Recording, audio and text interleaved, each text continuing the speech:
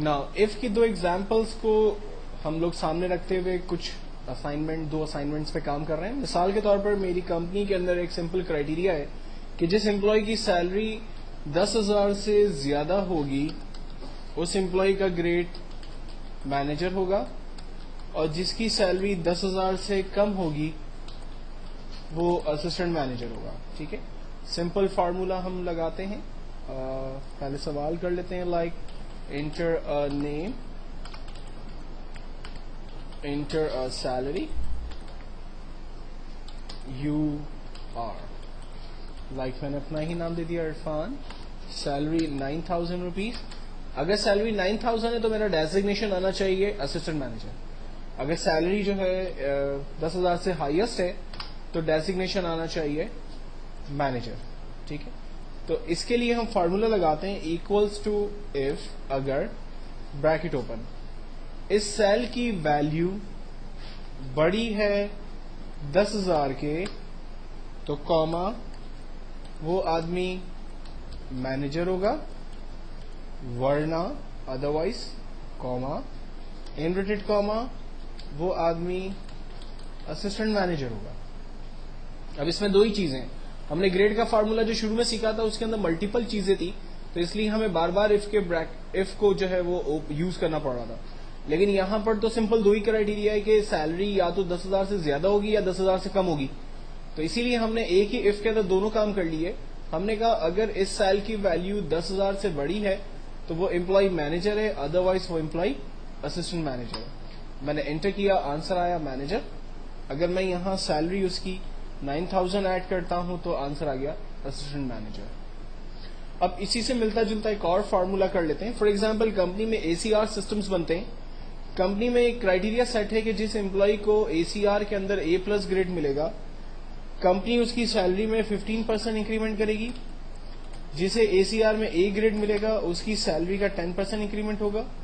जिसे B grade मिलेगा उसके एसीआर में 5% इंक्रीमेंट लगेगा। सवाल सेम हम कर लेते हैं, enter a name, enter a salary, enter a grade, your new salary is.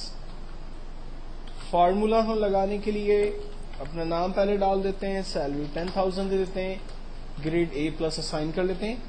Formula है equals to if bracket open, अगर इस सेल की वैल्यू बराबर है A+ के तो कॉमा सैलरी को मल्टीप्लाई करे 15% से। अभी मैं सिंपल 15% लिखकर इसको एंटर कर रहा हूं।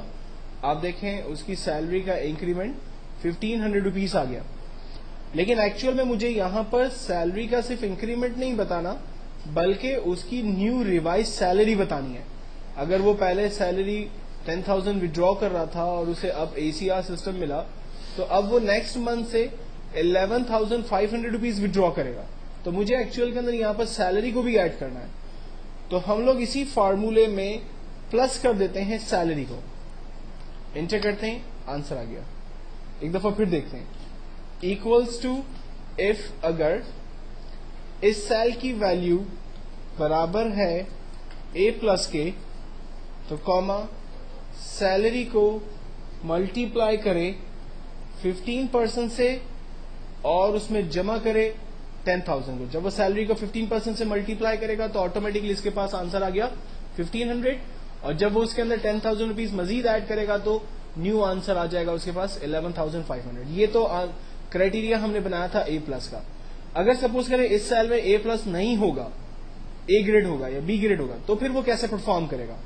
तो फिर हमें दूसरा एक क्राइटेरिया मेंटेन करना होगा और उसके लिए हमें अगेन इफ लिखना होगा। इफ अगर इस सेल की वैल्यू बराबर है A ग्रेड के तो कॉमा सैलरी को मल्टीप्लाई करे 10% से और उसमें जमा कर दे सैलरी को। अगर ऐसा नहीं होता, इफ अगर इस सेल के अंदर वैल्यू बराबर है B के तो कॉमा सैलरी को मल्टीप्लाई करे 5% से और उसमें जमा कर दे सैलरी को। अब मैंने पहले ही आपको बताया था एक्सेल में जब एक ब्रैकेट ओपन होगा तो उसे क्लोज करने की नीड नहीं है, सिस्टम खुद से उसे क्लोज कर देता है। लेकिन अगर एक से ज्यादा ब्रैकेट्स ओपन होंगे तो उन्हें आपने प्रॉपर क्लोज भी करना होगा। तो यहां पर हमारे पास 3 ब्रैकेट्स ओपन है, तो हमने तीनों ब्रैकेट प्रॉपर क्लोज किए, एंटर किया, आंसर आया 11,500 क्योंकि उसका ग्रेड है A+। अगर ग्रेड में मैं सिर्फ A देता हूं तो सैलरी उसकी रिवाइज हो रही है 1000 और टोटल सैलरी है 11,000। अगर उसे B ग्रेड मिलता है तो उसकी सैलरी में इंक्रीमेंट लगा 500, जबकि टोटल रिवाइज सैलरी हो गई है 10,500। तो एक्चुअल में ये वही इफ के फॉर्मूले हैं जिनको हम लोगों ने ग्रेड के ऊपर काम करके पहले देखा था। लेकिन जब आप दूसरे फाइनेंशियल एरियाज के अंदर जाते हैं या कंपनी के प्रोग्राम्स के अंदर जाते हैं तो यही फॉर्मूले किसी और तरीके से आपको सामने यूज करने पड़ेंगे।